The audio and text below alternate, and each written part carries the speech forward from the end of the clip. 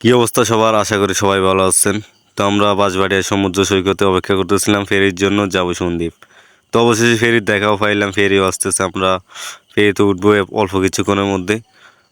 অনেক সুন্দর একটি, অনেক বড় একটি ফেরি। তো অবশেষে ফেরিতে উঠেই পড়লাম। সমুদ্রের ঢেউ দেখে মনটা আর স্থির করতে পারলাম না, ভিডিও একটা নিয়েই ফেললাম। তো গ্যাস কেমন লাগছে আমাদেরকে বলবেন সবাই। আমরা ফ্রেন্ড সার্কেল সবাই মিলে সন্দ্বীপ ঘুরতে গেলাম। তো ফেরিতে মোটর সাইকেল, বিআরটিসি 200-র মতো গাড়ি উঠছে। আমরা মানুষও গিয়েছিলাম 3000-এর মতো। অনেক সুন্দর একটি দৃশ্য। সন্দ্বীপবাসীর জন্য এটি একটি অনেক বড় পাওয়া। সন্দ্বীপ ফেরি যাওয়া মানে অনেক বিশাল একটা পাওয়া তাদের জন্য।